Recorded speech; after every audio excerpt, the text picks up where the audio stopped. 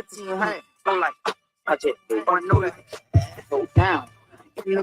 up? Football is back. Man,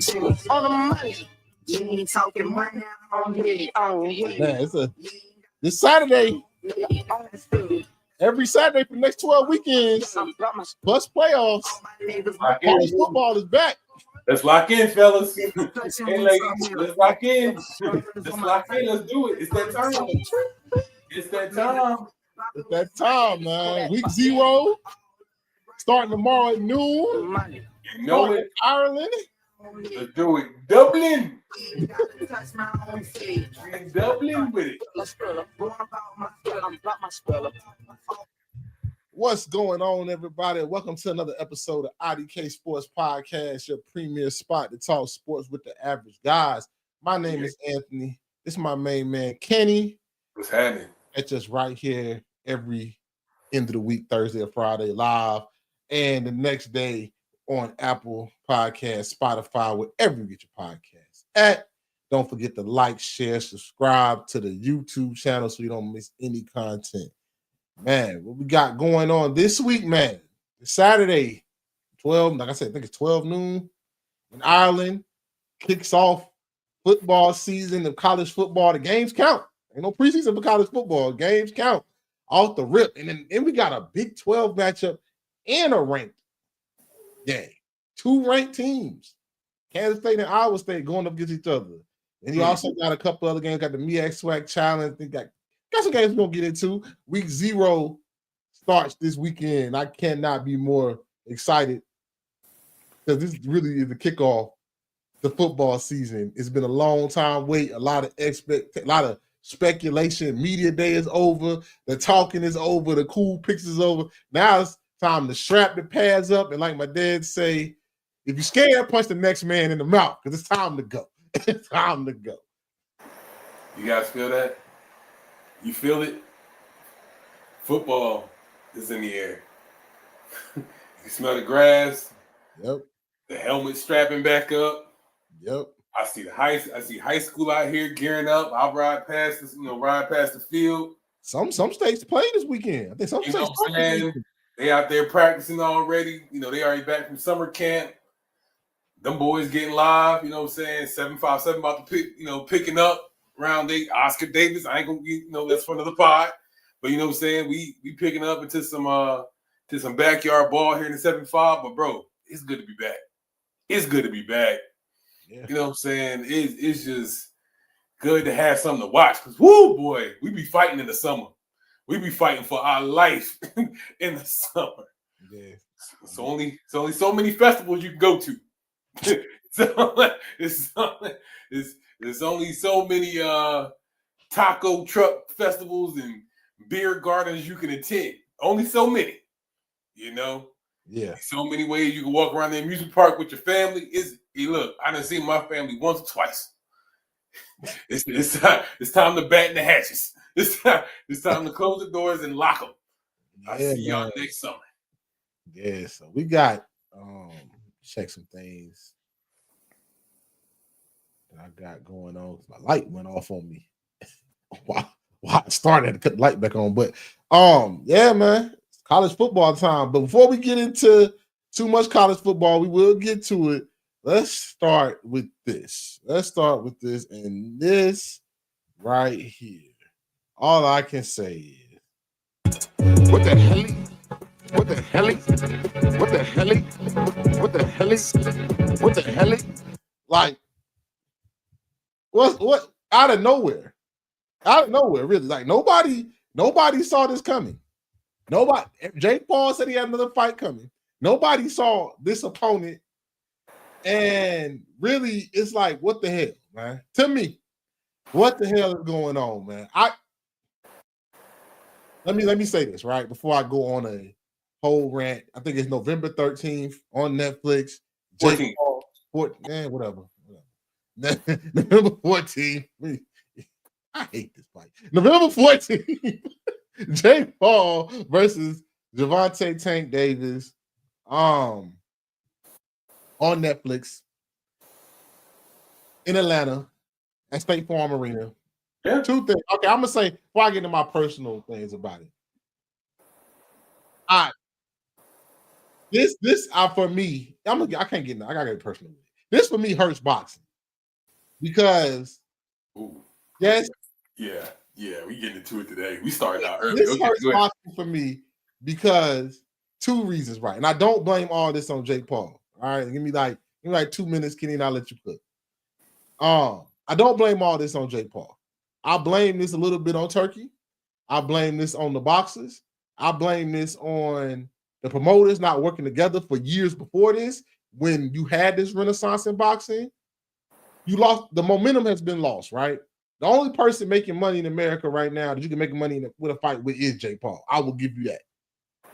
I will give you that. He's making money, and the undercards make money, right? But you let a guy that's not really a boxer, this fight don't even make sense. I don't know what weight they're gonna fight at. Didn't he fight at like super middle light heavy his last fight? That boy about 200 pounds, man. Yeah, and ain't Javante like 130? 135, yes, sir. All right. That right there. I don't know how you make. I don't know what weight they're gonna fight this fight at. Is it an official fight or is it a promo fight? Exhibition. Oh, that just pissed me off even more. This ain't even a real fight. So it doesn't even matter who wins the loss. So nobody's taking the L. Nobody's taking the L. Okay, this even pissed me off more. So okay. I didn't know that. So now that changes. It still hurts boxing because Tank is the biggest draw in America as far as an actual boxer. Take Jake Paul out of it. An actual boxer. Tank is the biggest American draw. Can we agree? Yeah. All right. So you had a great fight against Lamont Rose where people think you lost. And the money was there for a rematch. Didn't do that. You're going to fight an exhibition fight to make a bag. So now you about to kind of validate Jake Paul. If it was an actual fight and they fought at a catch weight, it would validate him. But it doesn't validate Jake Paul as much now because now I know it's exhibition fight. So it kind of changed my feelings. But I just, to the point where now this is the state of boxing is. Now I don't blame Jake Paul at all, actually. Now I really blame the boxers. Y'all had, and promoters, y'all had a chance with this renaissance when the welterweight division was lit. The lightweight division was lit. The heavyweight division was lit. And the only people that would fight each other was the heavyweights and the welters. And y'all let them young lightweights sit there and not fight each other to this day, and they still don't fight each other. So now you got all the biggest names and biggest belts fighting in Turkey. Or Saudi Arabia, I meant to say. I'm sorry. Y'all can say what y'all want, but to the casual fans that's not boxing fans like me and you, people are not tuning into them fights like that. They're not. That's why, like, you building up these big cards. People are not tuning into them fights like that. Like they tune into a Tank fight. Or like they'll tune in to probably this Crawford fight. That probably be Turkey's biggest fight. That's under him too, right? That's Riyadh season 2, right? No. So okay, take that off the table, right? Then promote, like, they had a chance for these guys to have bigger names and to build other names. But I think the fighters haven't been fighting each other enough. And now it's to the point now where you got the guy overseas trying to build cards. But until you can make big fights in America, then you're not going to make any interest. And this is going to be a big fight. It's going to make money. People are going to want to see it. I think they're going to bull crap the whole time. And people that's why it's free again. Because if you pay for it, you're going to be mad. But they're going to bull crap the whole time on this fight, to me. But it doesn't move boxing forward. It just proves that this is just all for show. It's not like you're not trying to move the game of boxing forward. But I'll let you go ahead and we can go back and forth. All right. So I want to, first, before I go back, jump into this Tank and Jake Paul thing, I do want to say that you were right. That Crawford and Canelo fight is on the Turkey. You were right about that. Okay, then. So, yeah, it is on the Turkey. All right. Yeah. So you were right about that. But I can give you 150 million reasons why you take this fight. If you take, they said this boy is damn near guaranteed to make like 150 mil out the deal. Now that's off of speculation. Do I think that's real? Maybe. Do I think that's real? Probably not. But Do I also think he'll make more money fighting Jake? Absolutely. More than he will fight Lamont? Yes. More than he will fight Shakur? Yes. More than he will fight Tio? Yes. More than he will fight Devin? Yes. I think he will make more than all of them fighting with Jake. What you can't say about Jake Paul, and we said this in pods past, you gonna make some money over there with that boy. Yeah. You gonna make some money. So if the motivation has always been money for Tank, oh yeah, this makes all the sense. And if we put it under the cap that it's only an exhibition fight, oh, this is even sweet. This is even sweeter. That changed a lot for me.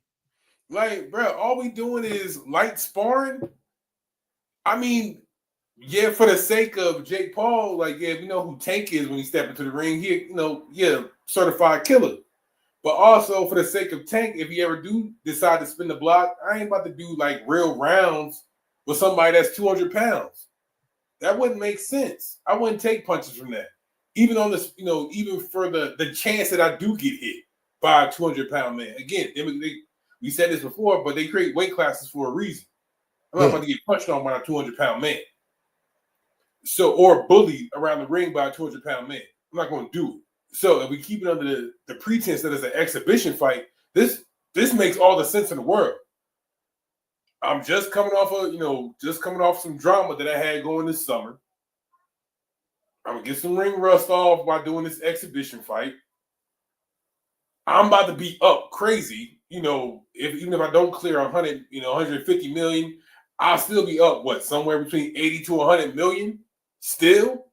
Yeah. On a light day. Yeah. That's not a bad day at the office. So the money part makes sense. The money part, I get it. The money, I get whatever. But this is where you're losing credibility in the sports world, right? I think you're losing credibility with the UFC. Like, you have some fans, yes, the little casual, but like, as far as like real credibility, like in the combat world, that's why you got people watching UFC more. Like, UFC is starting to gain traction again, even though I think that's more of a niche crowd. But UFC game, sometimes you gotta have. It's cool to have your entertainers. I'm saying, it's a world where Jake Paul can exist. But at the same time, I don't want to hear Jake Paul talk about he wants to be validated as a fighter no more. Shut the hell up with that. I don't want to hear that no more. To say you putting on shows, entertainment, and you putting on big undercards, you want to be a promoter, and you making money like that, cool. Don't say you want to be validated as a fighter, because there's other fighters you can fight. Fine. Yeah. With Tank, you are like, it's a responsibility when you are top dog. That's what my problem is with Crawford too. When you top dog, you are like carrying the torch for everybody else, right? And him fighting him, I think it hurts. It hurts the sport. Yeah, Tank gonna be up, and I know about this individual, and I know turning down 100 million is a lot, but bro, like, you are the draw in America. Like, I don't think, I know Tank ain't making what he gonna make for this, but Tank went. I don't think his fights. I don't think it wasn't no bare minimum entry fee to get Tank to come fight you neither. You know what I'm saying? I don't think he was making like $5-6 million a fight.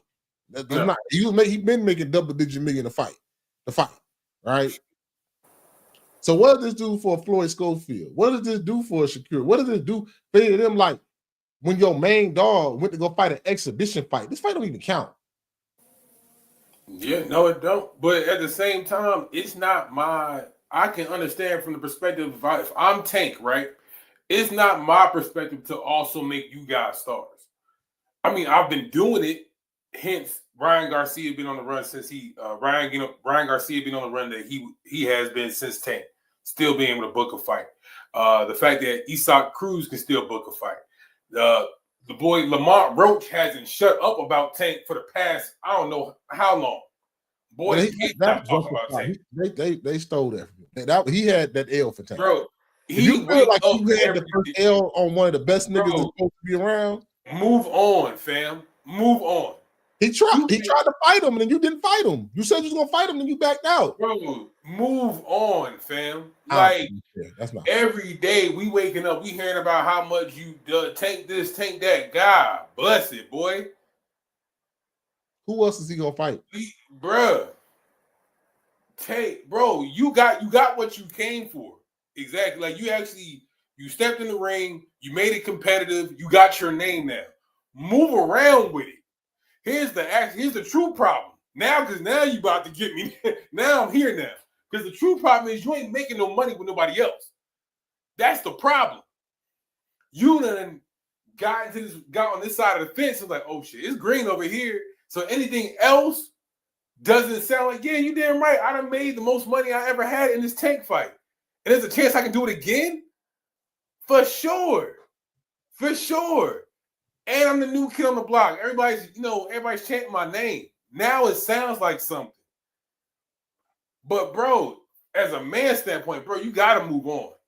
You gotta move on. That's not fair, Kenny, because you had the same sentiment. You didn't have that same sentiment when Boost was out here crying trying to get a fight too. Boost been crying for 3 years trying to get a fight. With who? Bud? With a lot of people. But then what? He finally, you ain't tell him to move around so fast. He just fought the man earlier this year, didn't he? What, Tank? Yeah.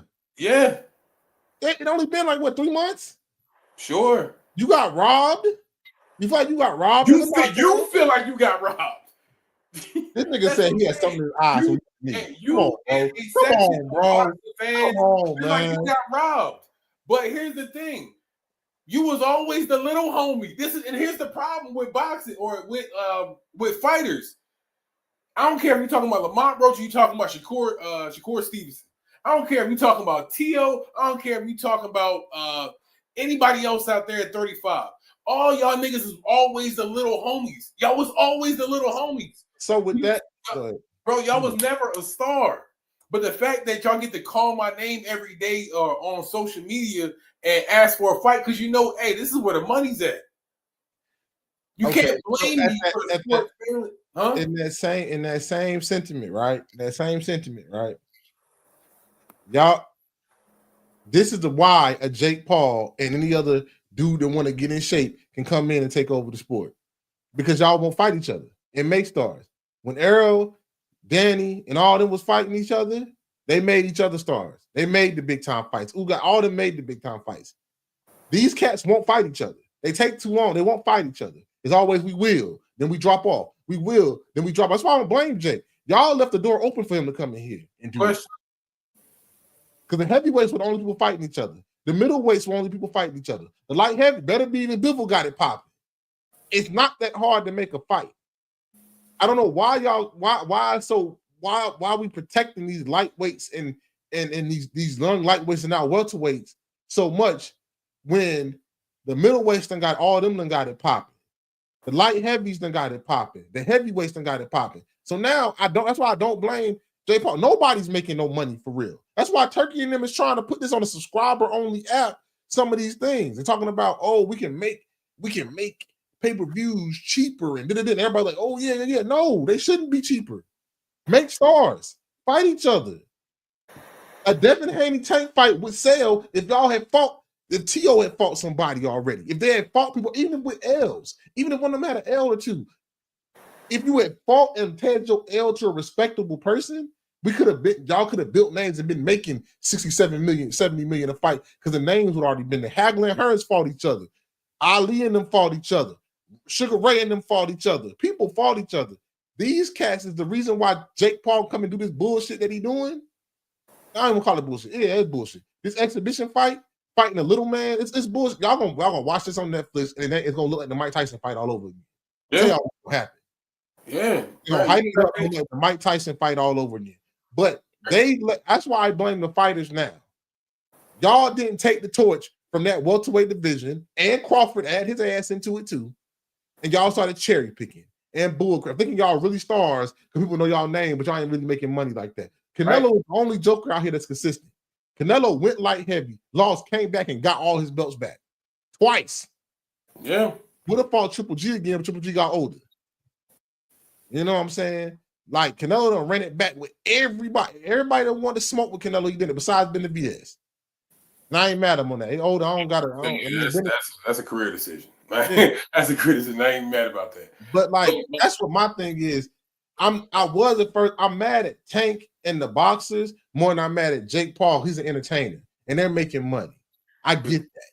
But see, this is just the reason why I can't be mad at Tank though, because it's like I can't be solely responsible for everybody else. I'm not responsible for Shakur getting in the ring and having a track race and running all around the ring.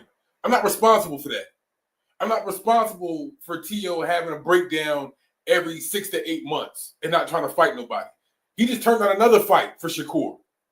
He just turned that down just this past couple of days. I'm not responsible for T.O. I'm not responsible for Devin Haney trying to sue somebody. Y'all are also, we all play a hand in killing the sport. And if y'all don't take it serious, hell, why should I? Oh, because I should take it serious. But the reason I take it serious, but the reason why here's my point of why I'm only being held responsible, because I'm also the only one that's putting on a show. Yeah. I'm the only one that's putting on a show. Y'all don't do that. So yeah, but to as the saying goes, to whom much is given, much is required.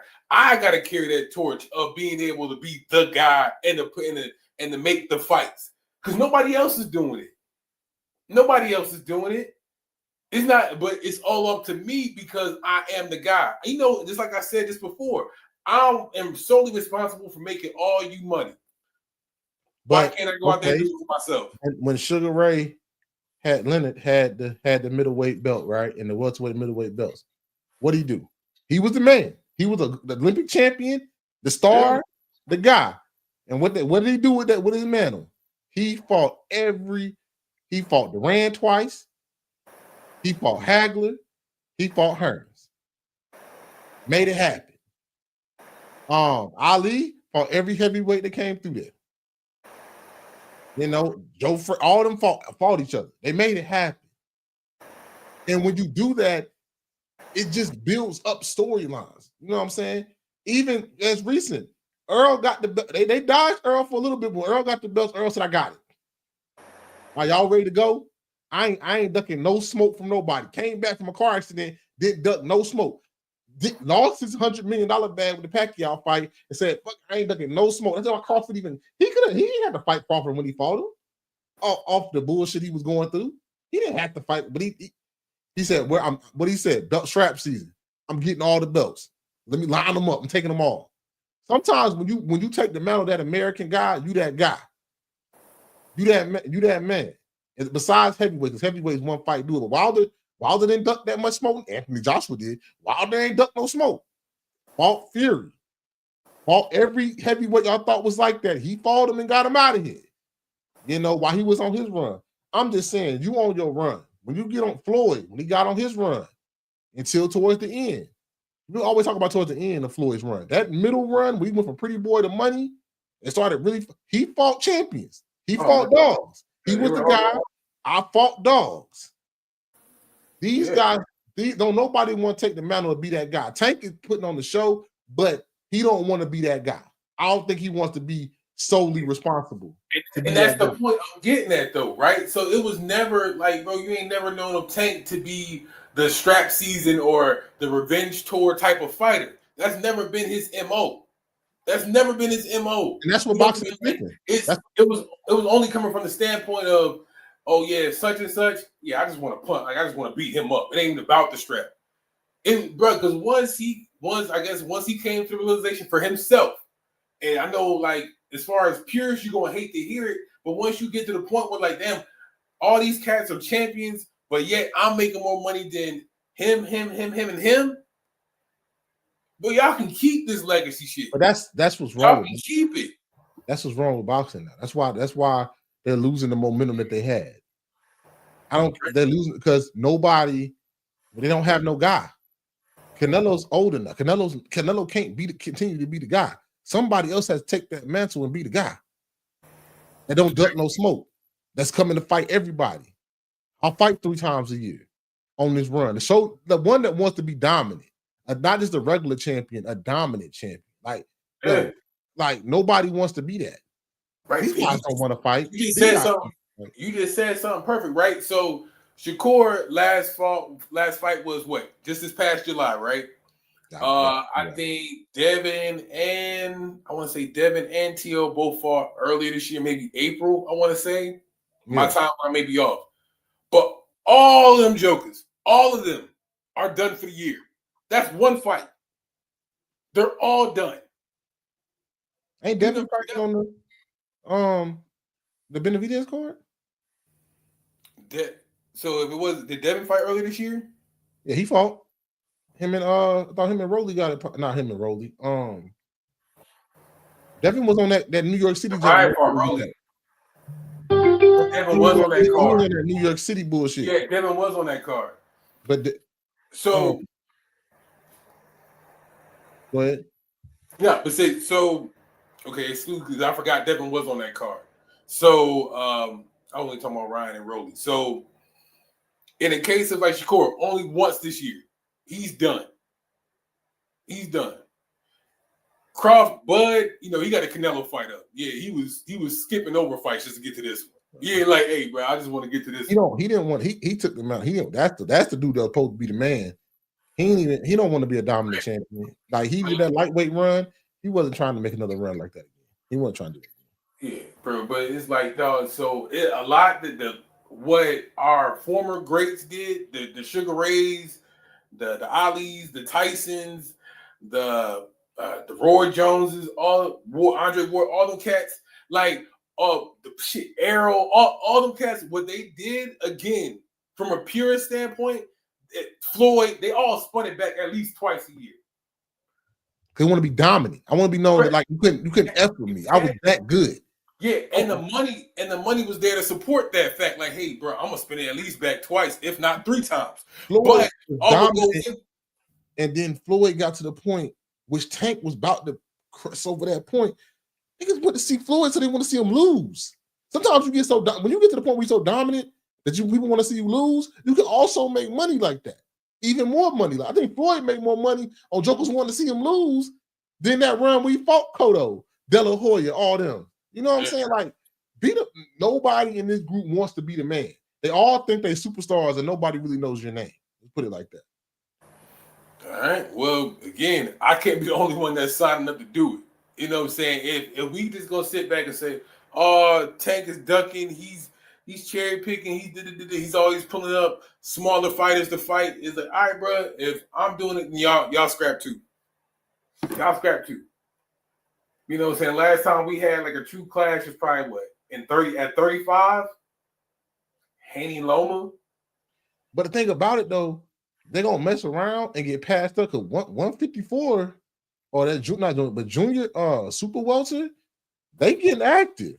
And it's gonna be a matter of time before some of them jokers start getting names. They fighting each other. They fighting. Whether you talking about Fedora, Ortiz just signed up to fight Lubin, like, bro, like, again, there's some killers up there. True killers. Fighting. So y'all sitting around bull crapping and not fighting each other, you're gonna mess around and get passed up. But that's the thing. It's already up. The time is gone. Right now, we done moved on to Keyshawn, your Schofields, your kid, we done moved on already. Abdullah, we done moved on already. We already looking for the new 4 kings of that division. That time is gone. That's crazy. Like, what? Like, I don't understand. Like, it's 6 fights. Each of them have 3 to 4 fights where they can make good money. They could have made good money with T.O. Devin, between T.O. Devin, Ryan, Shakur, Tank, them 5 could have made fights. And I'm probably missing somebody. But they could have all made fights, right? Like you said, Devin suing people. Devin gonna get out of that fight. He's not fighting.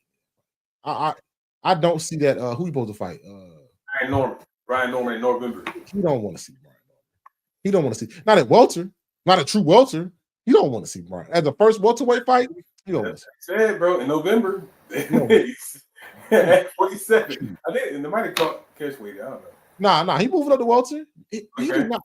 When they made that fight, I said, so you want to start your welterweight against a champion, against Brian Norman, who is hot as fish grease right now.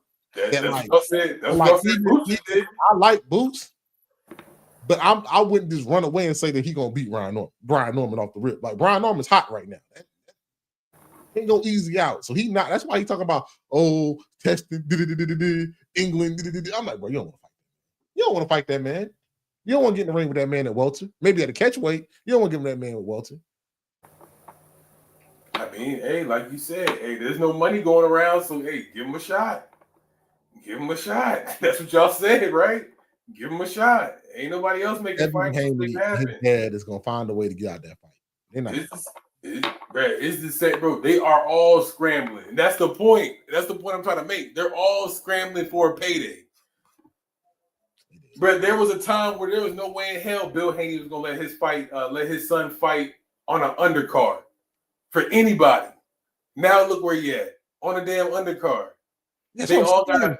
Y'all cats ain't even co-main. Y'all on undercards with like 7 other championship fights. Like, bro, like y'all, like every. They don't have a choice, and for us, it sounds beautiful as a fan. If I was promoting a fighter, I'd be like, yo, I done put this work in, and bro, now we're fighting, not even on the co-main of a card that got to have 5 champions on it just to make money. That's crazy. But Jake Paul, Tank Davis, November 14th. On Netflix. I'm not gonna lie, say I'm not gonna watch it. I'm pretty sure I gotta see the undercard. I think the undercard is gonna be way more exciting. I think this is some bullshit. I ain't gonna hold you. I think this is gonna be like the Tyson fight. Because if I don't care how big Jake Paul is, if Tank go in there and do this like a real fight, he gonna knock his ass out. We all know it. You know it. If it's a real fight, Tank puts him on the ground. I don't care how 200. He come in 205 pounds. He not built like that. And here's the beautiful part. It's just an exhibition. Y'all get, pull your skirt down, people. It's just an exhibition. That don't mean I'm doing the exhibition. Bruh, he can still spin back and make the fight happen, Lamont. You over here crying on social media, bro. Just pull your skirt down, fam. You might get your chance in the sun if you choose to do so. Well, yes. I don't like how you're the little homie still, so you can wait while I go make this 150 million bag. My nigga, you was never gonna get me 150 million fighting you. So yes, you can shut up and wait. All y'all can shut up and wait. Bro, I'm about to go make a bag with Jake. All y'all can shut up. I'm not hearing that. Hell yeah, Tank, go fight this fool. I'm with you, brother. I'm with you. Let's do it. Next. Next. Wow. Bro, y'all don't care. Nobody cares. So okay. All right. I don't want to get misconstrued what you're saying. I think something. Let me take this bullshit off. I don't want to get it misconstrued to what you're saying, right? I feel you. I feel what you're saying. You're saying since nobody else gives a damn, why should I give a damn? Just because I'm the biggest draw. You're not saying that it's great for boxing. You're just saying, why should I care? Why should Tank care? The rest of y'all don't give a damn. Yeah, I can agree with that settlement. I can agree with that. I just don't like doing new stuff without unfinished business. Finish the business first. But I get what you're saying. They gotta lock the door on that Jake Paul fool. Y'all gotta lock the door on him. Because he getting way too much money off y'all. This is the sweetest lick he ever hit in his life. Forget all that YouTube crap. He hitting y'all over the head. Y'all should lock the door on him. And he's starting to sign fighters. He gonna start signing fighters, bro. Like Asa De La Hoya and all them playing nice with him. He about to take y'all jobs. He about to start signing fighters. He do put a good card together. So I wouldn't be surprised this card don't be bad. I'm just like, I get it. I mean, I get Tank. Tank is 150 mil. If I don't think 150 mil, I'll say he probably at least get 100. He probably at least get 100. And it's hard to turn down 100, but at the same time, big dog, y'all put it on yourself. Y'all let Jake come and take over. It went from a little funny hee ha ha thing to him really coming in this thing and taking this sport over. So you ain't got nobody to blame but yourself, man. So you get what you get. You get what you get now. So, better, bro. Right. Before we go into week 0, let's talk about what's right around the corner. NFL football right around the corner, man. And we had some news coming out of NFL. Got some starters. Nobody surprised. we'll talk about the Browns a little bit, but Joe Flacco is a starter, not surprised. I don't think you're surprised. Daniel Jones was named the starter. Again, not surprised. Michael Parsons still ain't got no deal. Hendricks still ain't got no deal. Terry traded Brian Robinson today to the 49ers. I don't know what the Commanders are doing. That surprised me. I love it for Brian Robinson and the 49ers if he can stay healthy. Low key, when we go into fantasy football, talking about that next week, might be a good pickup. But I don't get that trade at all.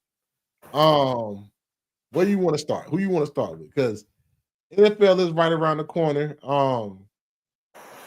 Let me say this first thing, right? I don't know if people saw Colin Cowherd's too early standing predictions. What I think now everybody content creating. Nobody wants to tell the truth anymore. You saw what he had for NFC East? No, I did. What did he say? He had Commanders, Cowboys, y'all, Giants. Commanders, Cowboys, us? Yeah. Yeah, it's rage bait. He had that. He said Josh Allen is the best player, the best quarterback, and best player on the planet right now. What you want me to offer that? I can't. What you want me to offer that? Like, I don't get it, bro. I don't get that. Oh, before we talk, we'll get back to it. Okay, yeah, but the hold that. Don't lose that point. Whatever that was, that lightning that just struck just now. Hold that point. We'll get back to it, Dick. I'm gonna talk about that while we're talking about boxing. But we'll get back to it. But yeah, NFL is right around the corner. Some things are shaping up. Travis got hurt. I think Travis. I think Jacksonville might have. I'm starting to feel what you said that Jacksonville might have made a mistake. Might have gave up a lot. Probably should have drafted that dude Carter. There's nothing wrong with a safe bet, bro. There's nothing wrong. But I don't even number two. Travis went two. Huh? Travis went number 2. 3. Who went 2? So Cam went 1. Jacksonville traded up, right? That's right. They traded with Cleveland. Cleveland was 2. Then Cleveland moved back. Cleveland moved back to 5 to get Mason. Right. Don't get me that. I want to say Patriots were 3. Giants were 4. I may have that off. Because who took your boy Will Campbell was number 2 overall pick. Okay. Cleveland traded back. They traded up to get him. And I'm with Kenny. Who took Will Campbell then? I know he went to the Patriots, but what? And Will Campbell went like 6 or 4. Okay. All right. I ain't about them. It's about how you might have been right. That this could be. I did say it's a boom or bust type pick. Right. It's going to be really good or really bad. They need to keep that boy receiver. They need to keep that boy receiver. Right, because it's a sunken cost at this point. Like if you was going to, all right, get it. You want to trade up, get your guy by all means, right? Gave up an arm and a leg for sure, and you already picking top 5, trying to move up even further in the top 5. I don't know how that looks as a franchise. It's like, bro, we're already a bad team, so we want to give up resources and. But you a bad team to think you got your quarterback though. That's a difference. Right. It's a big difference. Brother, whether we got our you pick different when you think you got your quarterback. I got you. I still need all hands on deck, bro. Whatever. But even if you got your guy, right? You got Trevor, and then you got this world beater who you think you got in Travis Hunter. You still got to invest in it. The same thing if you were to go up, trade up, and get a quarterback, you'll still invest in getting some linemen to protect him or get some weapons around him so he's at least not out there fending for himself. Somewhat the same, but different here in the Travis Hunter situation. It's like, bro, I'm not going to burn the candle on both ends. Yeah. Why am I going to cut your lifespan when I'm trying to put a plan together for the next 10 and 15 years surrounded about you? When you are number 2 overall pick, you're supposed to change this franchise. You supposed to turn our luck around. But I'm gonna burn the candle on both ends. Yeah, and makes sense. And he got injured. He held out of practice. He didn't play in the final preseason game, or he's not gonna play in it. I don't know. Whenever you're watching it, what I'm saying, depends. Watching this, it depends. It's just at wide receiver, it looks better. I just don't think like cornerbacks are like tall and slender, but some of them, this is a different build a cornerback has than the receiver build. Yeah. And that's just real. You know what I'm saying? That's just real. I always said I thought he was gonna be a receiver more than the corner. I think you put him as a receiver, you put him on certain punt teams, kick teams, you get the ball in his hands that way, let him go score touchdowns. I don't think he's a shutdown corner league. I think he's an opportunist at corner. I never thought he was like a Sauce or your boy at Denver. I keep forgetting his name. Pat Surtain, a Jalen Ramsey. Right. You know, I think he's a more of an opportunist that like, oh, I'm gonna make this jump. Oh, like kind of like how DeAngelo Hall was. Like DeAngelo Hall was never like considered the most technique corner, but he'll have 6-7 picks in a year though. I'll tell you, almost, yeah. Yeah. But he wasn't like a champ who was like might have 3 picks but shut down. You know what I'm saying? A Pat Surtain, like last year, he had what 5 picks last year? But it's 2. I think Pat only had 2. 2, but his completion percentage against him was crazy. Yeah, he might as well throw it in the dirt. So the same thing with Sauce. Sauce don't get as many picks, but people don't throw Sauce away neither. You know what I'm saying? So if you're not that at corner for me, I can't play you at corner. And I know you can play offense and score touchdowns for me, and maybe get me 700 yards, 7 touchdowns in your first. I need that. That's more important to me than you maybe getting 6 picks but giving up touchdowns. That's in my book. And he's already hurt. He's not. I don't think he ever had a cornerback build. He has a more slot, smaller receiver build. He doesn't have like that long, wiry, strong, like long, wiry, but still kind of muscular build of a corner. I think put them in number 2, let them score touchdowns for you. Don't put them at corner like that. Get them on punt return, kick returns, and let's do it like that.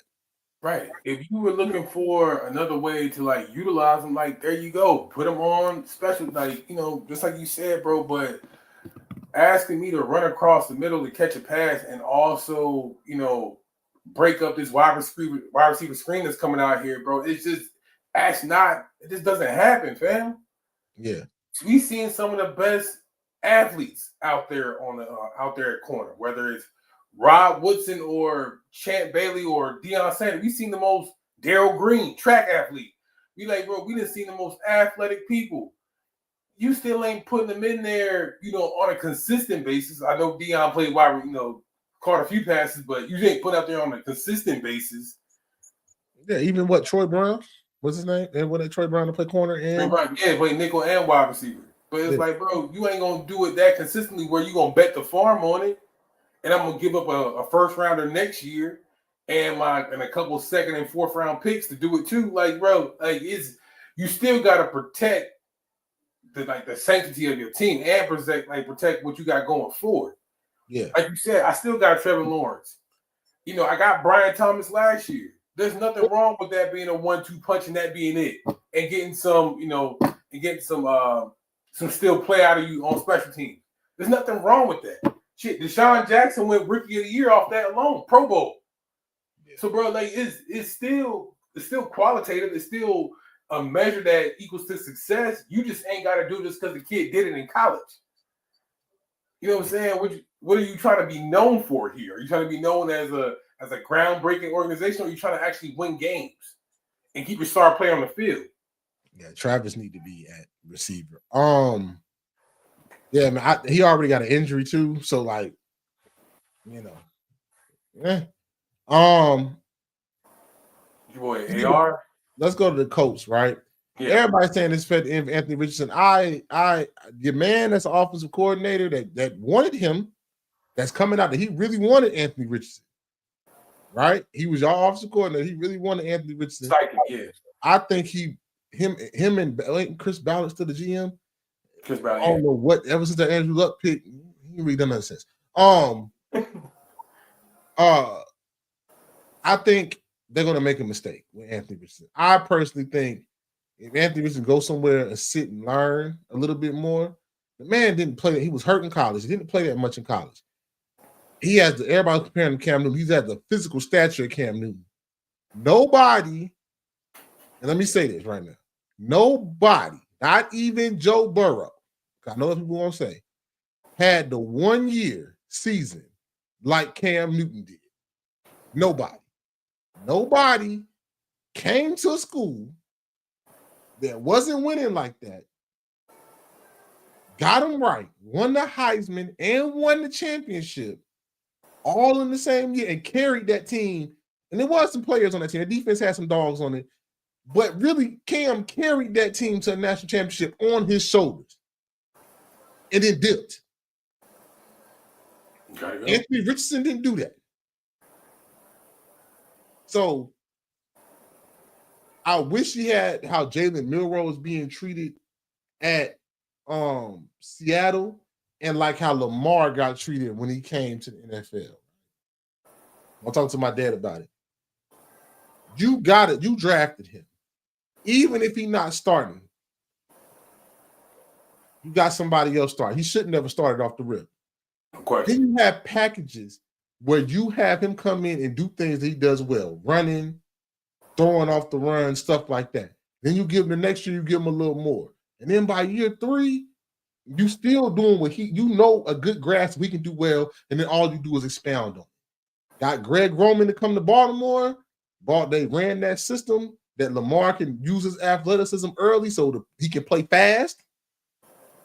And then as time went on, a little bit more. Now this Joker gets dropped back and he reached deep.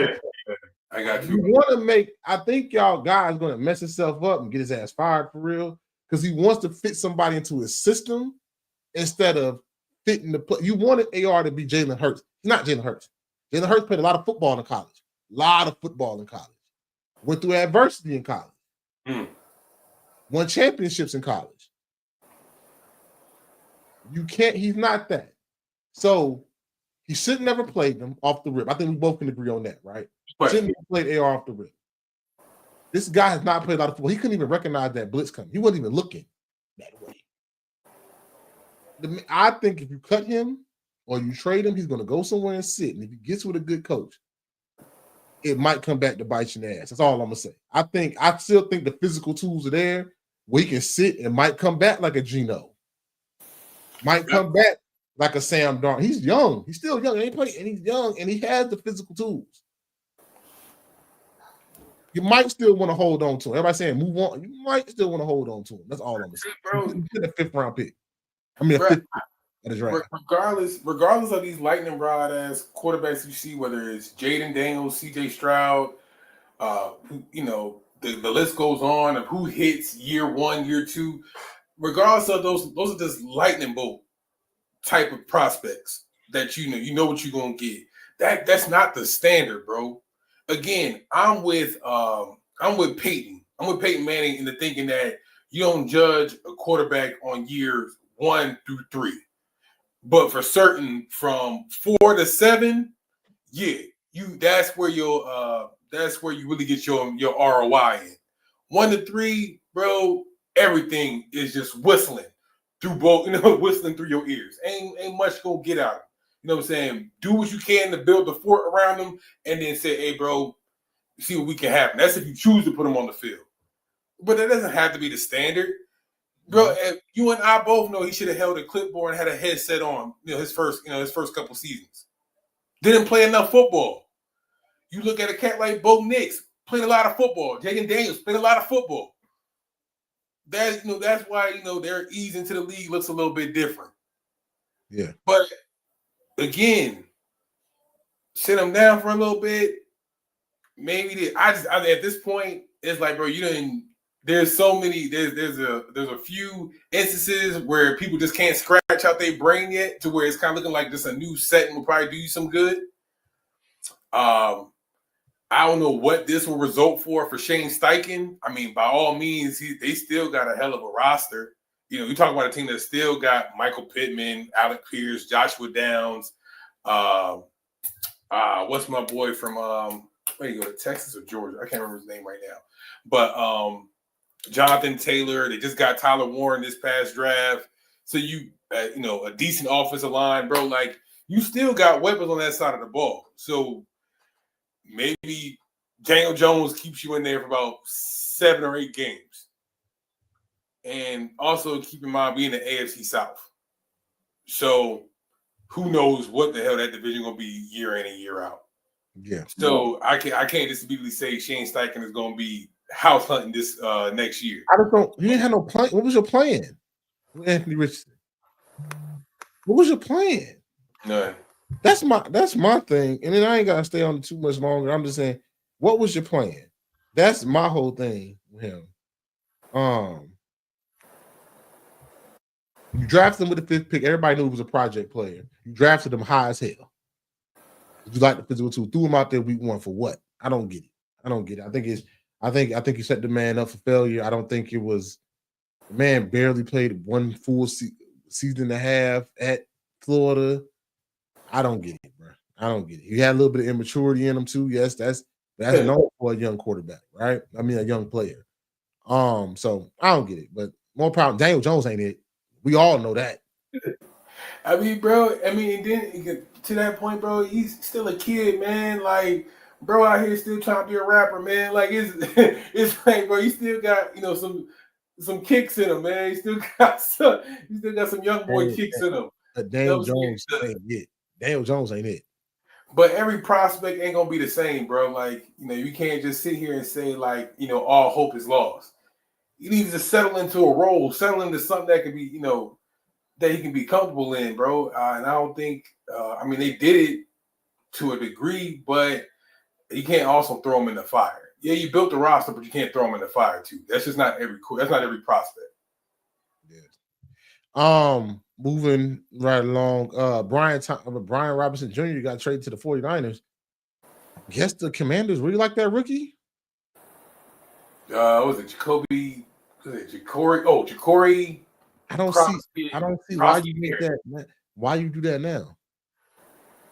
You need more. It's proven you need one. You need about 2 or 3 running backs for the season. You need them. They still got Austin Eckler, but but the thing with Brian Robinson, they like him because he was a north-south runner, right? He can get downhill and things like that. But also, they don't really see the value when you're putting the ball on the ground. He does fumble. I could think of at least 2 Eagles versus Commanders games where he put the ball on the ground. Don't know how much of a receiver he is outside the backfield. But he's like one of your more. But when he is, even though he's north south, he is still a little dynamic. He got a little pop to him. Right. He got a little pop to him. But when you can for the coach they got, let's keep that in mind too. Okay. So coach they got, you would tend to favor a guy like Eckler or Merritt, who can. If you depending on Eckler to run the ball for you consistently, that's the issue. Who's gonna be your workhorse back? Oh, bro, I'm not. Maybe Merritt. It could be him. I don't know. I understand what Dan Quinn is saying, and you're gonna devalue. But the reason why Jaden was able to get off what he got off is because they could run the football. If you can't run the football, and they can just sit back there and pin their ears back and put all them different coverages back there. I don't know what the Commander do. Why not run it back? It could be a work wilderness. Like, it could just be a timeshare back there for running backs. They got Eckler, the Merritt kid. I think Chris Rodriguez is still there. Like, bro, it could just be a timeshare. Whoever got the hot hand. But the thing is, they want duality. That's what we know for sure. They want duality out of their backfield. And Brian Robinson don't offer that too much. And on top of that, you know what I'm saying? That North and South is cool until we gotta bounce to the edge, or we gotta make a play happen. Saying things get a little stiff there. You know what I'm saying? It ain't that dynamic. How many yards did Boy have last year? What was the stats last year? Hold on, let me see. So I just don't get why they not trying to keep this team together. Last year, he had on 187 attempts, 800 yards, 8 tuds. 4.3 yards a carry. Not a bad year. Sharing the backfield with Austin Eckler. That's not a bad year at all. It works. That's under 200 carries. You know, I'm just saying this, right? I think it's good for Brian Robinson going out there to San Francisco. So, I think that's good with Christian McCaffrey. We don't know what he looked like coming back. I don't know. I just don't understand why the Commanders are so hell bent of breaking up this team that just made it to the NFC Championship game. Run it back. Run it back. You trading off your workhorse running back, right? Terry over here asking for about $38 million. You know what I'm saying? It's like, really? That's how much he asking for? Bro, he trying to get paid. Okay, go ahead. He like 36, 38 million. He said, I need that. How much Jay Jennings is? They in the 40s, bro. I think that's not bad, then. Nah, I want to say what I said before, more than T. I don't think he's making as much as T. Higgins, but I know Jamar is probably up there like in the 50s, right? Getting close to 50, if not 50. Like, that's what I'm saying with Terry. Why don't y'all just give him more than T? I think he'll be fine with that. Bruh, no. No, we're not. They do not want to pay that man. They do not want to pay that man. Not exactly. That's how I feel about. We're about to get to it in a second. That's how I feel about Micah too. No, we're not. That's something else going on with that. But I don't know. Like I said, the Commanders. I don't know why you're not trying to run this team back and see if you can win it, mess around, get to a Super Bowl because you got a dynamic quarterback. But hey, teach us on. Teach us on. Huh? I love it. You know me. I bet you do. Out here with all this turmoil. You don't want Terry back there, but that secondary y'all got. Yeah, I mean, what? Okay, so I think I'm looking at Jamar's contract now. I think he's making about 40, a little bit over 40. Yeah, you probably looking for like 36, 38. Yeah, like but also, I'm your wide receiver one. I do deserve that money, like bro. Yeah, like 3 years, 93. You know what I'm saying? You said 3 years, 90. Yeah. I mean, I would have paid him already. Don't get me, but you know. Yeah, and that's the same way I feel about Micah. Like, bro, why am I going into my 5th year with Micah? I think all this is for TV. This is all for TV. Jerry just want to keep it spicy, keep the Cowboys' name in the loop. Micah deal will be done before the season starts. Watch. That Monday after Labor Day, Micah signed a deal. Jerry just doing this to keep his name and keep the Cowboys' name up. That's how he keep the brand up. He's a great salesman. He's a great salesman. It'll be done. Do clicks really generate that much revenue, bro? Like, just when you keep your name, it's America's team. We ain't win no Super Bowls, so we got to be known for something. We ain't win no games. Bro, I was like, bro, what's the point of all this hoopla, bro? Because ain't no way I'm playing. Like, dog, I went all pro. What was like a Pro Bowler his rookie year? Like, bro, I'm not playing. Any other GM in the league like, dog, I'm not playing with you, yo. Like, you know what the Eagles about to do with Jalen Carter. Like, the moment the clock strikes 12, you about to get signed. Yeah. So I guarantee you, Michael get a deal right after. Oh yeah. When everybody's home, that deal is done. That deal is already signed. Micah just playing the game. It just looked different because Micah know how to play the game too. CD and them was just quiet. Micah know how to play the game. That deal's done. That deal's done already. That deal's done. Let's get into the last one before we get into the college football games so we can see, bro. The Browns, man. I'm gonna tell y'all this right now, bro. And this is not me being a hater. This is not me being nothing. Shedeur and Dylan Gabriel's performances are not comparable. Shedeur is better. Even though the stats look the same, it's not the same. One got all second-team reps and some first-team reps. The other one hardly got any reps and thrown out there. Now, this goes to prove that the bias was in there. Him out playing, and he's still not getting the reps in practice. Like, he's still not. Nobody, like, let that man go. Let that man go to some other team, bro. Because y'all obviously not. Because anybody, even the Cleveland report, I know you've seen the Cleveland radio guys, stuff like that. Anybody, if Shedeur, any other quarterback produces the way they did in that preseason game, validates more reps. Yeah. It's not the same. Dylan Gabriel got all the reps and he turned the ball over twice. Shedeur got no reps and scored the ball twice. You can't perpetrate. My man was on his tippy toes throwing some of them throws, bro. Hey, bro, don't let me pull some film up, bro. That nigga was on his tippy toes making some of them throws, big dog. Nah, you ain't gotta tell me, gang. I'm about to say, bro, we was right here. We did this thing. We spun the block right then and had a pod about it. I was there. But the thing is, bro, you can't perpetrate a fraud, bro, only to a certain extent can you. Like you wanted him to be wrong. You understand? Like you wanted him to be wrong. They wasn't gonna let Shedeur play this preseason. That's what I'm saying. If Kenny didn't get hurt, Kenny Pickett didn't get hurt, Shedeur would probably never seen the field. Never seen the light of day. Yeah. Because the excuses was already built in. Mm-hmm. You know what I'm saying? Even to the point where it's like, oh yeah, he's hurt. Now we got Tyler Huntley. Like, bro, we didn't secure all the fact that you'll never see him. We're gonna bury him. Yeah. Bro, this is a unified front. This is fighting against something bigger than just the players on the field, bro. This is different than that. And I don't need Eric Dickerson, to leak a source that he got in the NFL to tell me that. What'd he say? Eric Dickerson pretty much said the quiet part out loud and said, like, hey, there was collusion amongst the owners saying, hey, don't draft him. And said that he goes so far. When Archie Manning does it. They're not going to Cleveland. I don't care what pick Cleveland has with Archie Manning when they come out.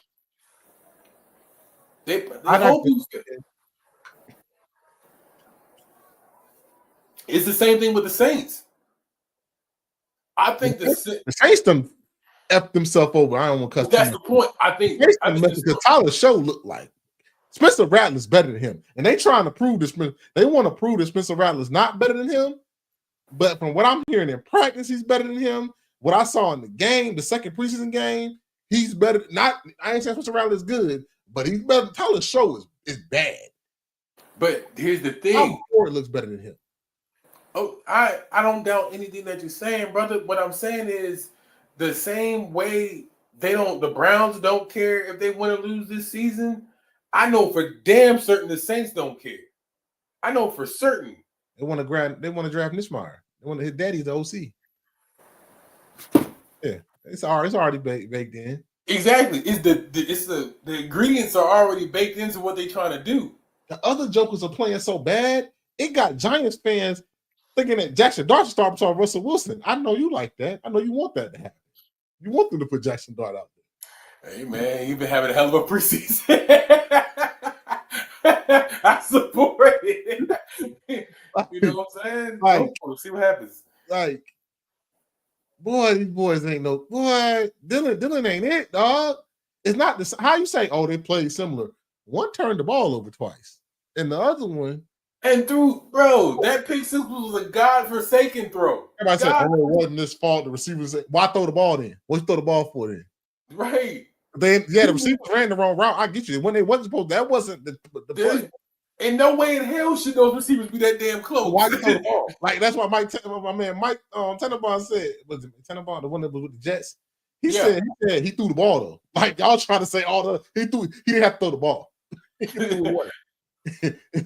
But that man, like I said, I don't want to be on Dylan Gabriel hate, but like it's not the same. One man got no reps, went out there and balled. The other one got all the reps, turned the ball over twice. It's not the same. And then the other man, he can't get no reps, man. They won't get the boy no reps. They said he's gonna play at the end of the game tomorrow. They won't let the boy get no reps. It's all the things. Shedeur can leave, go Canadian Football League, wherever now. Because I know he done proved that it's bigger than him. Yeah. It's bigger than him. But, and I don't care who it is, bro. And one thing, going back to Eric Dickerson, the one thing about this league, bro, is they gonna do something trifling right in front of your face. Yeah. Probably, literally piss on your head and tell you it's not raining. They gonna do something trifling. Whether it's with Shedeur, whether it's with Colin, whether it's But Michael Sam getting into the league, bro. Like whatever the case may be, they don't do something trifling right in front of your face. And then, like, I hate the narrative. Try to spin you a lie. I hate the narrative of, well, you really don't want a celebrity back. Like Colin Curry pushing that, you really want a celebrity backup. Bruh, if your starter ain't that good and your backup has a celebrity to him and the celebrity is valid because he can play, then move along, man. Move around. Joe Flacco, like, and I like Joe. Joe done had to put his years in. Joe a champion. Joe did his thing. Joe is not going to last all year. 16, 17 years back, brother. That's why Aaron Berry drafted Shedeur. Because he is like, oh, y'all want this mug? Joe ain't going to make it all year. We're going to throw this little dude out here. It ain't going to work. Let me get somebody so I can say, look, I wanted this one. So when you start firing people, remember who I drafted the one bright spot. Right. Right now, if you for real, if they was really, Kevin Stefanski and them was really about the future of the Browns, right? You bringing Joe Flacco in is purely to save your job and to save your ass. Because if you was a real one, and people done said it, and I'll say it, I'll repeat it. If you was a real one and really cared about the future of the Browns, you would see if one of them rookies could play. You would have rolled out one of them rookies week one and played both of them this year. And if Kenny Pickett was healthy, you would have played Kenny Pickett to see if I can find somebody or I need to go get another quarterback next year. You might mess around and not even know if one of these jokers can play or not. You have no aspirations of either of these quarterbacks being your quarterback. So what you draft two quarterbacks for? None of these guys are your guy. No, with Joe Flacco, with you being so hell-bent for Joe Flacco to be a starter, none of these guys are your guy. Because if you thought one of these guys could be your guy, I need to see when the bullet's alive, can these guys play or not, so I can know what I need to do next year with these picks that I just got. Here's the point, though. They're still hooked to the Deshaun Watson trailer. Oh, that's done. They're gonna figure that out. No, but I'm saying they still handcuffed to that. They can't make again, even if you want to be progressive and want to like look towards the future of who's going to be the man of this team, you still got a ankle bracelet. You know what I'm saying? You still handcuffed by the foot. They don't get Deshaun. That I wouldn't be surprised Deshaun do a settlement, something. That's over. Deshaun Watson era in Cleveland is over. I'm about to say, bro, I don't know how many times you've seen a buyout in football, but that's what it would take. They already trying to say he I'm looking at some videos saying he's the reason why they had their issue. It's some bull crap coming from me. But either way, my point is they made their bed to a degree. Yeah, so, giving that big fully guaranteed contract. That was right. Child getting the bag, but if you never wanted the hoopla, the conversation would have stopped at signing Joe Flacco and Kenny Pickett this offseason. That would have been it. Traded. No, not signed. Traded. Kenny Pickett. Thank you. Traded. The conversation would have been stopped right there. You're not going to draft two quarterbacks. So you don't believe nobody. And you got 4 quarterbacks. 4. And you don't believe none of them are the answer. That don't even make sense. That's why the Browns are the Browns. I'm sorry, Cleveland fans. That's why y'all sorry.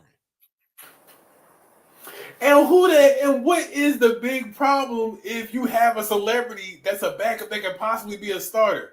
Hello? Y'all act like the city. There was also a King James in your same city. It helps to have somebody to drive up ticket sales in your stadium or in your city. It helps. It's just another word for when a certain type person is a quarterback. We ain't gonna get too much. I ain't gonna go too deep, but read between the lines. They always use that status when it's a certain type quarterback, i.e., when it's a Cam Newton, i.e., when it was a Shedeur Sanders, i.e., when it's you get Michael Vick, i.e., when it's it's always that. That's why after they start, they don't get backup jobs like a Mitch Trubisky is still at Buffalo, like a Blake Bortles was in the league last year, like who else is out here? Chase Daniels was out there cooking on backup checks for you. It's like some cats out here just collecting checks for forever, and we've been found out they sorry. We've been boy, Mason Rudolph out there throwing picks to this day. Yeah. He in the league still. You know what I'm saying? Like, that's all I'm saying, bro. Like, it was never meant like this is just blatant now. So Shedeur, you ain't got nothing else to prove, big dog. Just go out there, do what you got to do. He's going to make the team. He's going to be on the 53. And he probably going to end up, hopefully for y'all, he ends up being the savior for the Browns. And they can save themselves for themselves. But this, Mel Kiper is right. This league still doesn't know how to evaluate quarterbacks. That's why they miss so much. And they're hyping up, I'll say it right, and we're going to move on to college football. They're hyping up next year's, this coming year's draft class because they downplayed probably one of the more successful draft classes that ever came out. Talking about jokers that won a lot of football games. But nobody, I'm telling you, it's transitioning into a trait league. It's a trait league, bro. I'm either looking for my next Josh Allen or I'm looking for my next Patrick Mahomes or my next 6'4", 6'5" tall quarterback that can, run for the first down and launch it 60, 70 yards down the field. Yeah. But let's get into it, though, right? Let's get into it real quick. We're going to, this is a segue to college football. Drew Allard, right? Everybody's hype on him, right? Look at Drew Allard passes. Drew Allard passes all the way down the middle of the field. He does not make throws going to the outside away from him. He doesn't see him. And that's a known thing. Tom McShay talks about it. Kiper talks. Every draft analyst talks about it. Why is he up there as one of the top picks if you know that he does not throw outside throws? I just told you, Anthony. I just told you. It is a trait league. Like, I'm a draft get somebody fired. Kane Cutman will get somebody fired too because that team is really damn good. All right, I'm not letting Kane alone. Leave him alone. That team is really good. Like, really, them receivers are dogs. Mm-hmm. That defense got dogs everywhere. That's a really good football team, and he's gonna look really good. I'm gonna tell you right now, he's gonna look good. He's gonna get somebody fired. But moving right along, segueing right into that. Week 0, baby. Woo-hoo! Iowa State and Kansas State is kicking us off in Ireland in about 10 hours. I want to say, I think it's about 12:30. In about 10 hours. Ranked teams, I think it's 18 versus number 22. Big 12 matchup. It's a conference game, too. Off the rip. I would hate it if I was a coach. Like, damn, off the rip, a conference game? That's crazy. But kicking us off in Ireland, Kansas State, Iowa State. Kansas State got their freshman quarterback that played really well last year. Now he's a sophomore, coming back. Looked really good. Kansas State always, Kansas State is one of them consistent teams, right? Mm-hmm. It's consistent. This is gonna be good. Win 8 to 9, 10 games sometime. Always competing in the Big 12. It's consistent. Iowa State had a good year last year, kind of faltered towards the end. Got some good things going for them.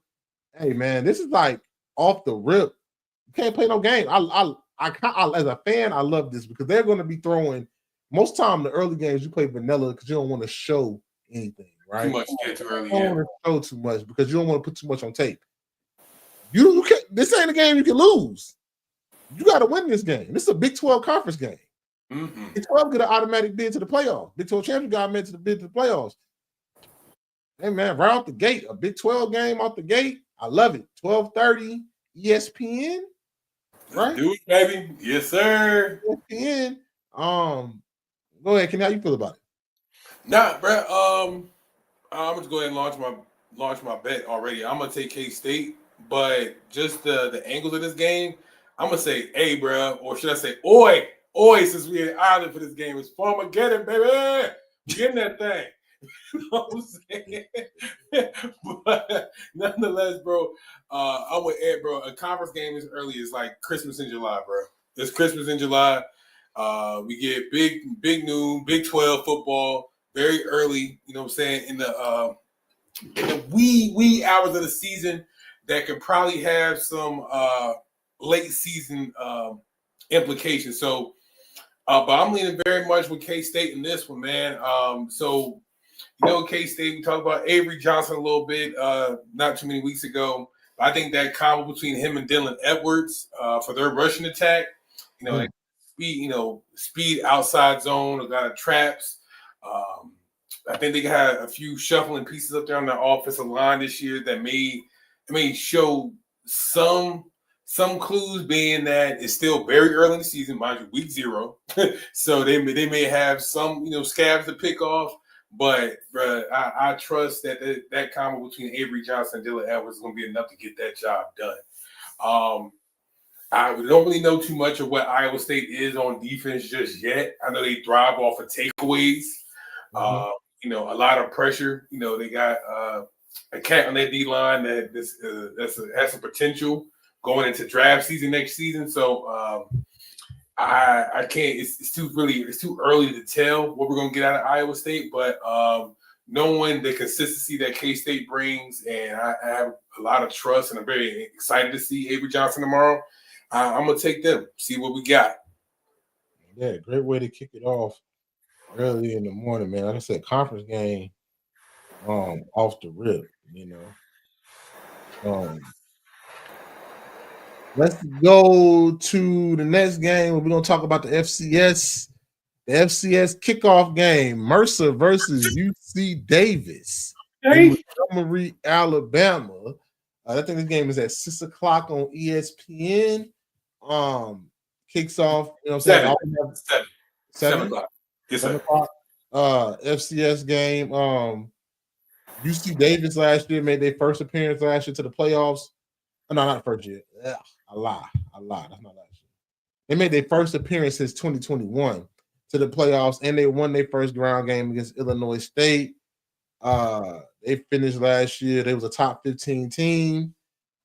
Let's see how they look this year out there. One of them California teams really prop themselves up. They got some competition because you got your man out there at was it UNLV? I think he had Portland State. Don't get me the line. I think he had Portland State. So that's some competition in there. And Mercer's always a decent team out the Southern Conference. It's a good kickoff game. Kicks off the FCS season with a UC Davis team that a lot of people think can maybe make a little run in the playoffs. Against a Mercer team who's a pretty good football team. I think they got a pro prospect on there. Don't get me the line. I couldn't do too much. I had to work today. So Mercer, I think they got a pro prospect on their team, but good game to start off, kick off the FCS season. Always had that kickoff on week 0. Always good to see the Division I AA guys get a chance to be on primetime TV. All right, man. I'm gonna love this already from being at the fact that it's in Montgomery, Alabama. Got a lot of family down there. That's a good little home game for me, or back at home game for me and my family. So I love that. But very much so, a great way to start off the FCS kickoff. We got 2 quarterfinalists from last year doing battle in Montgomery. So this is a great way to start a season. I know Mercer has a lot of speed on their team, especially at their skill positions on the boundary and in the backfield. So that may do bid well for them going into tomorrow. See how that plays out with a UC Davis team that's very tough. Very tough. I don't know, being that they're on the road, they're traveling in the heat, I don't know how much that's going to play a factor. But, hey, it's football season, baby. We got to get ready. Yeah, I can hear you now. I think I paused everything. Hold on. Dude. You still rolling. Looks like we live.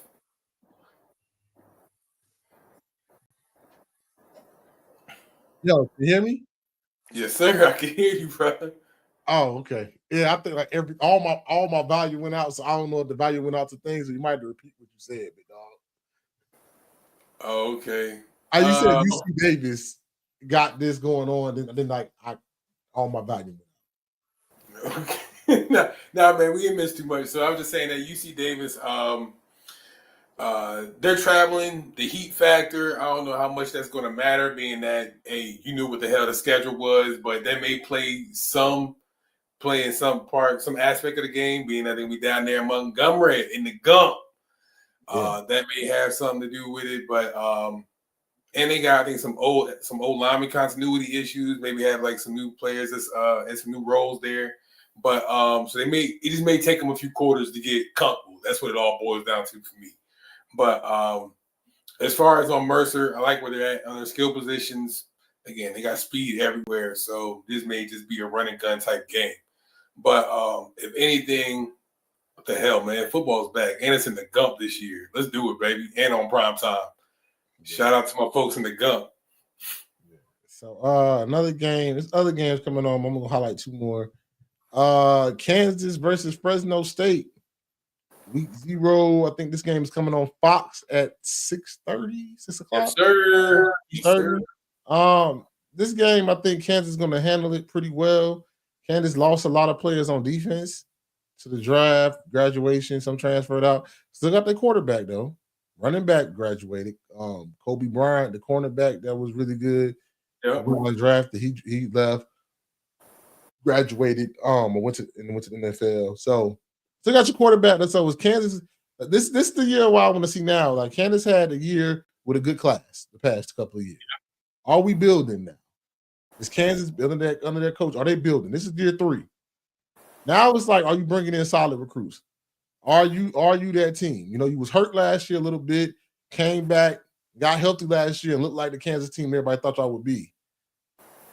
Are you building? Is the recruiting getting better in Kansas? Has the tide changed in Lawrence where they can be somewhat of a contending team in the Big 12? I think you proved that against a Fresno State team, a Mountain West team, or they're in the new Pac-12. 1 or 2.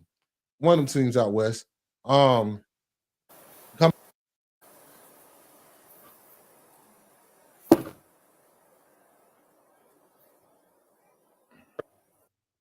hear me now? Yep. I don't know what is happening with my sound. Hold on, dog. Hold on.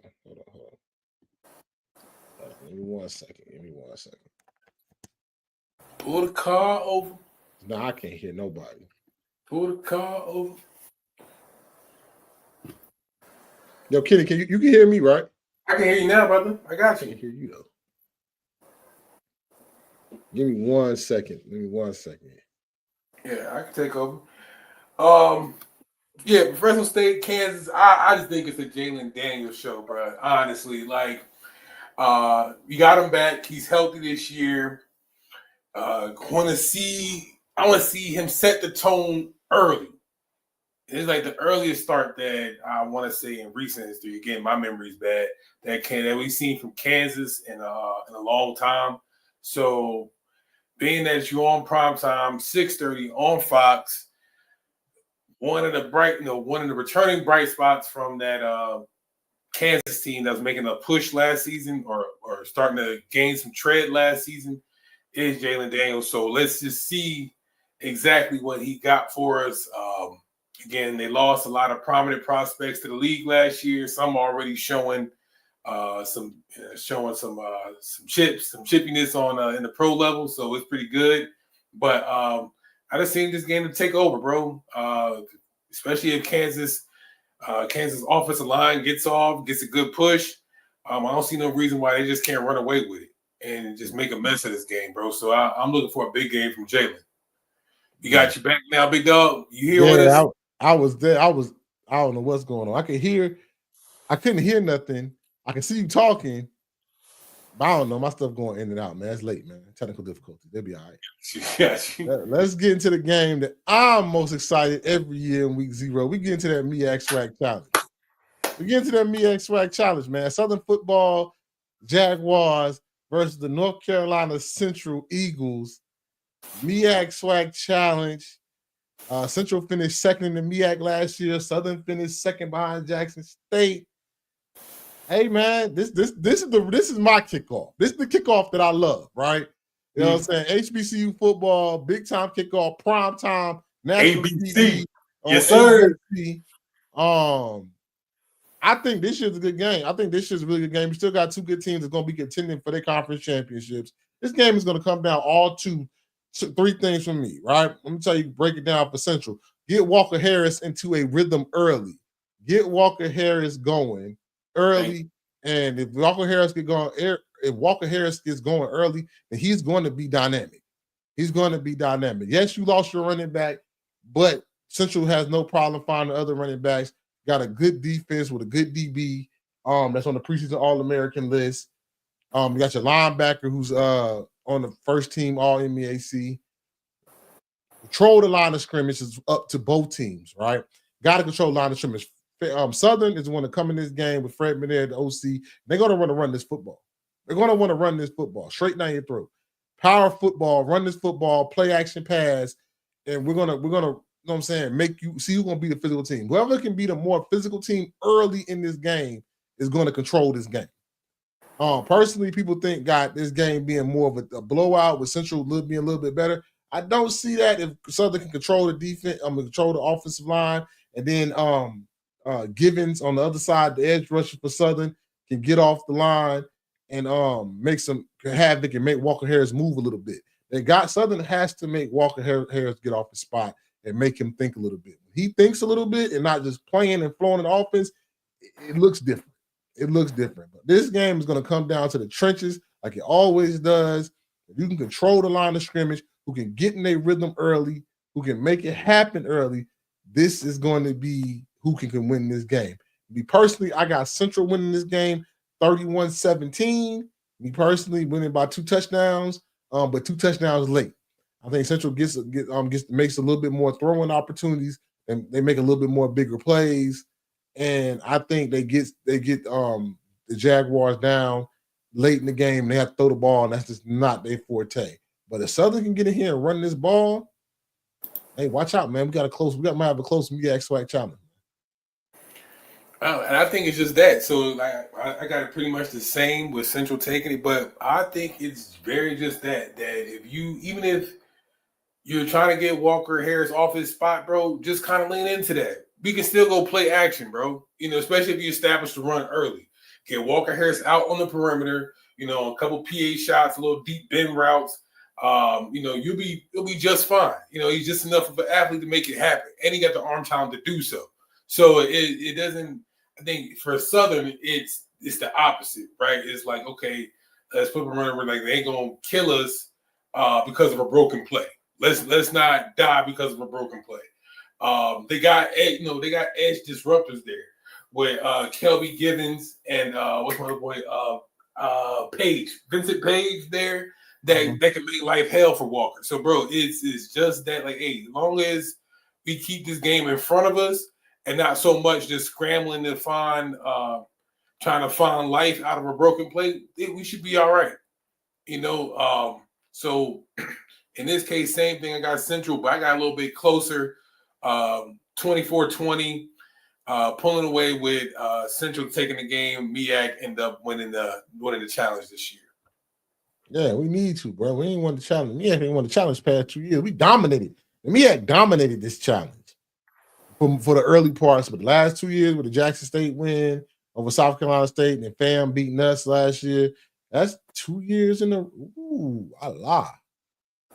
3 years in a row because Alabama State beat Howard because they had that big rain delay down there and lightning delay. And Alabama State beat Howard. Then Jackson State beat South Carolina State. And then we lost, Norfolk State lost to FAM. That's 3 years. It's a 3-year win streak for the SWAC in this challenge. MAC got to do something different, man. And then you coming off of back-to-back losses, SWAC Celebration Bowl champions. You gotta show who the dominant conference is. A lot of belt to ass, hasn't it? A lot of belt to ass. But this one's gonna come down. I like this one because most time when you get a SWAC team, you get a real finesse team. Jaguars is not a finesse team. Southern is not a finesse team. They're a power run team. They're gonna run the ball, physical football team, and that's how MEAC football is played. MEAC football is very physical, in the trenches, move other men out the way, and we're gonna run this football and we're gonna stop the run. So it's all about who can run the ball more. I think the team with the most rushing yards is definitely going to win this game. It's going to be a controlled possession thing. But I just think Walker Harris is the quarterback, and you know what you're getting from him in Central, and they got Leone and all them calling the plays. I think Trey Oliver and them going to come out of this with a win. Again, at the MEAC SWAC Challenge, they're going to get another win out of this. And I see them taking this dub. But, man, you can't be more excited. Week 0 is here. Starting tomorrow, like I said, first game kicks off at 12 o'clock in Ireland, and that's literally 12 hours from now. So basically, and it's a lot of other games. I mean, I didn't highlight them, but we can. Tarleton State playing. Also got preseason NFL games playing too, but Tarleton State is playing. Hold on, Idaho State and UNLV, Sam Houston in Western Kentucky, Stanford, Hawaii. Yep. What's some Division AA games playing? Like you said, Tarleton State is playing. And Cardinal Word is playing Nichols State on ESPN2 at 1:00. So got a good bit of games, good little slate highlighted by the game in Ireland. So hey man, week 0 is here. Football is back. Man, I know we been talking all that boxing shit earlier, but man, fuck all that. You know what I'm saying? Football is here. I don't need y'all on Saturdays no more. No, I don't. And I think that's.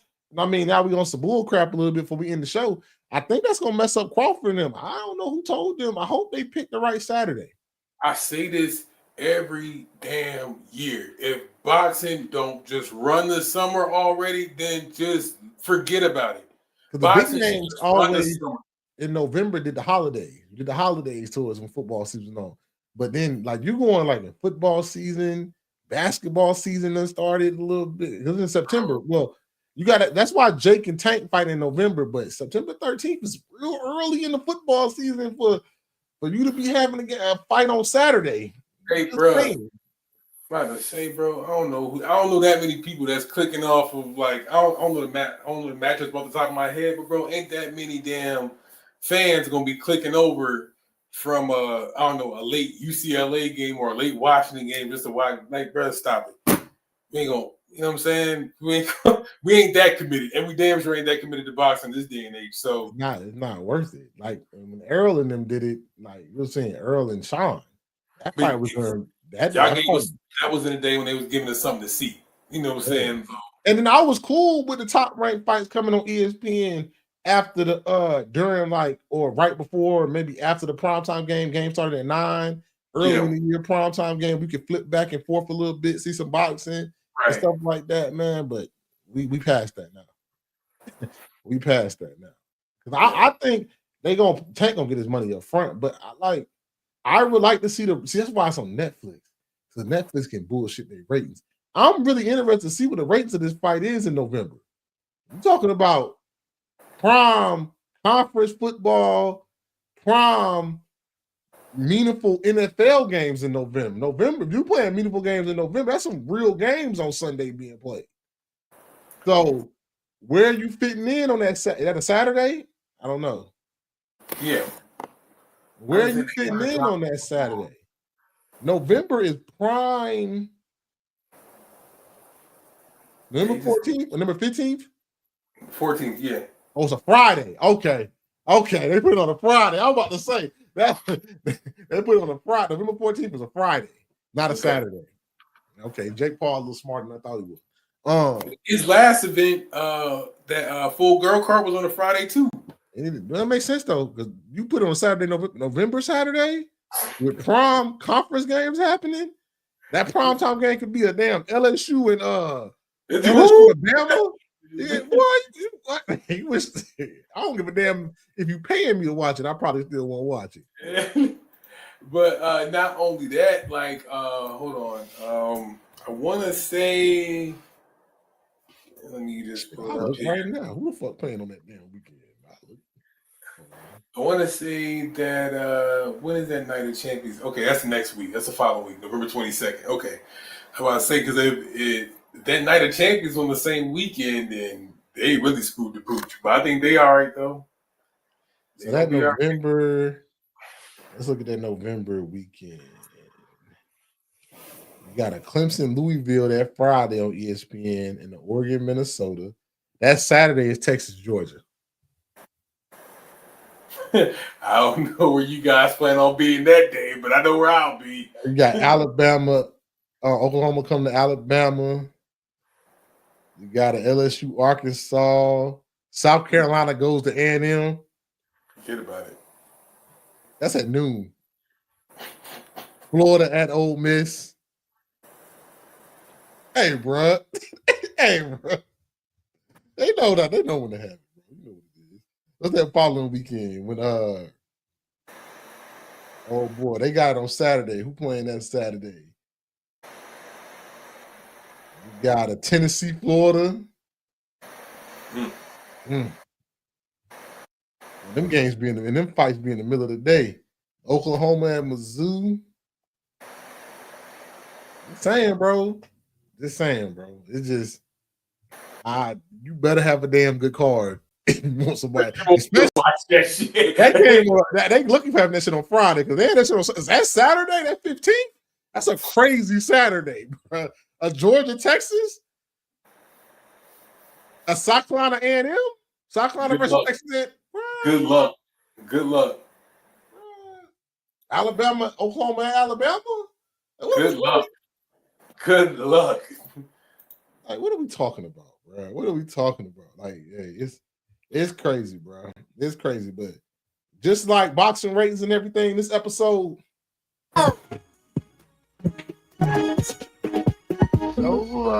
IDK Sports Podcast. Your premier spot to talk sports with the average guy. My name is Anthony. It's my main man, Kenny. Catch us anywhere, get your podcast at, and right here on YouTube. Like, share, subscribe. Until next time, I'll holler.